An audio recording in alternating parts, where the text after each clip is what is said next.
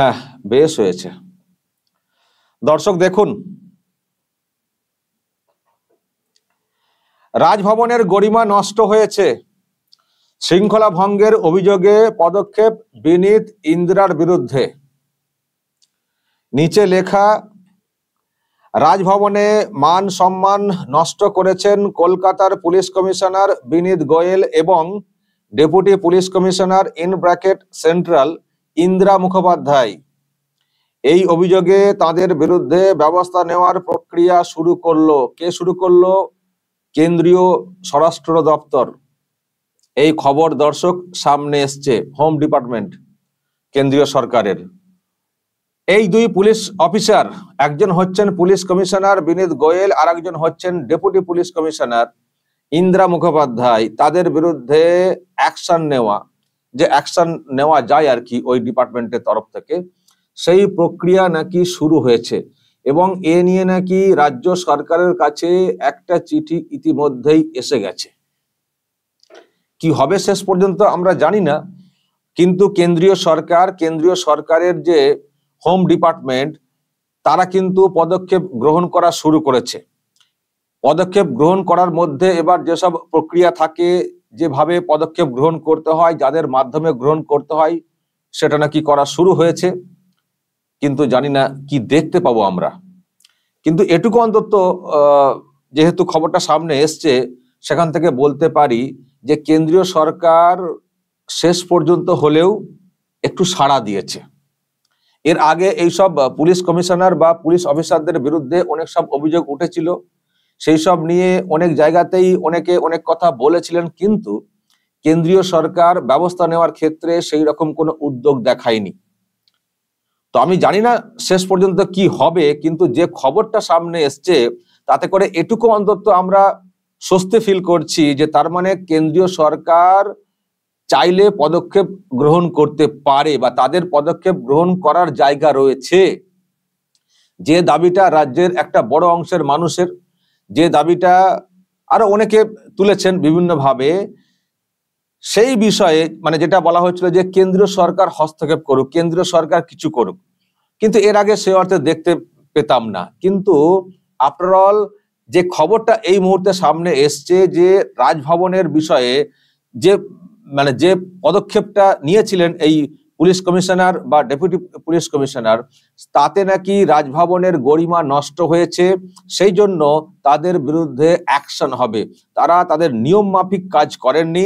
একজন রাজ্যপাল, তার যে সম্মান সেটা বজায় রেখে এই পুলিশ অফিসাররা কাজ করেননি।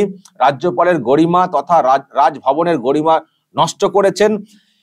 অহেতুক তারা আগ বাড়িয়ে এমন কিছু করার চেষ্টা করেছেন যাতে করে রাজ্যপালকে অস্বস্তির মধ্যে ফেলে দেওয়া হয়েছিল বা ফেলে দেওয়া হচ্ছে, এবং আরো যেসব প্রক্রিয়া করা হয়েছিল তাতে করে তার অফিসের একটা অসম্মান হয়েছে। এটা কখনো করতে পারেন না। একজন সরকারি অফিসার হিসেবে তাদের মিনিমাম এটুকু জানার কথা কি করা যায় আর কি করা যায় না। যখন তারা নিয়ম মেনে কাজটা করেননি, রীতি মেনে কাজটা করেননি, সরকারি রুল মেনে কাজটা করেননি, রাজ্যপালের যে মর্যাদা সেটাকে মাথায় রেখে কাজটা করেননি, সুতরাং তাদের বিরুদ্ধে অ্যাকশন হবে। সেই অ্যাকশনই নাকি শুরু হয়েছে। তেমনি কেন্দ্রীয় স্বরাষ্ট্র মন্ত্রক তারা রাজ্য সরকারকে চিঠি করে অলরেডি নাকি জানিয়ে দিয়েছে। দর্শক জানি না কি হবে অ্যাকশনটা, কিন্তু আবারও বলছি এটুকু অন্তত শুনে ভালো লাগছে যে কেন্দ্রীয় সরকার অনেকটা পরে হলেও বা অনেকটা শেষ দিকে হলেও তারা যে সাড়া দিয়েছে বা তারা যে সাড়া দেয় বা তারা যে সাড়া দিতে পারে বা তাদের যে সাড়া দেওয়ার জায়গা রয়েছে, এটা জানতে পেরে আমরা মোটামুটি একটু হলেও খুশি, এটুকু বলতে পারি। তাই তো দর্শক? তো আবার বলছি জানি না কি হবে, এখন মুখ্যমন্ত্রী কি করবেন, কি ব্যবস্থা নেবেন, আবার পাল্টা কিছু করবেন কিনা সেটা জানি না। তবে এই খবর একেবারে আগুনের মতো ছড়িয়ে যাচ্ছে যে দেখুন কেন্দ্রীয় সরকারের যে হোম ডিপার্টমেন্ট, তারা এই রাজ্যের পুলিশ অফিসারদের বিরুদ্ধে অ্যাকশন নেওয়া শুরু করেছে। এবং এটাও অনেকে বলছেন যদি এইভাবে কেন্দ্রীয় সরকার তথা তাদের হোম ডিপার্টমেন্ট যদি কিছু কেমন পুলিশ অফিসারদের বিরুদ্ধে এই ধরনের কিছু অ্যাকশন নেওয়ার কথা বলে বা উদ্যোগ দেখায়, তাতে করে অন্ততপক্ষে যদি কিছুটা হলেও পুলিশ অফিসারদের যে মেরুদণ্ডটা রয়েছে যদি খানিকটা সোজা হয় আর কি। যদি খানিকটা সোজা হয়। তো জানি না কি হবে, আবার বলছি শেষ পর্যন্ত কি হবে বলতে পারবো না। তবে এই খবর অবশ্যই যারা চাইছিলেন যে কেন্দ্রীয় সরকার একটু সাড়া দিক, তাদের তাদের ক্ষেত্রে কিন্তু বা তাদের কাছে কিন্তু এটা অবশ্যই একটা স্বস্তির খবর। কেন এটা হলো? আসলে এটা হয়েছে রাজ্যপাল যেহেতু অভিযোগটা করেছেন। আপনারা জানেন যে রাজ্যপাল তিনি চিঠি করেছিলেন যে যেভাবে এখানকার পুলিশ বা পুলিশের অফিসাররা চলছেন এটা চলা হচ্ছে না, সরকারি নিয়ম মেনে এটা চলা হচ্ছে না, আইপিএস দের যে রুল রয়েছে সেই রুল রীতি মেনে চলা হচ্ছে না, এদের বিরুদ্ধে অ্যাকশন নেওয়া হোক। এই কথা জানিয়ে রাজ্যপাল ডক্টর সিবি আনন্দ বোস তিনি কিন্তু কেন্দ্রীয় সরকারের কাছে নালিশ করেছিলেন যেসব কাণ্ড ঘটেছে, তার ক্ষেত্রে যেসব কাণ্ড ঘটেছে, আরো সব ব্যাপার স্যাপার নিয়ে, এবং নিরপেক্ষভাবে কাজ করছেন না এইসব অফিসাররা।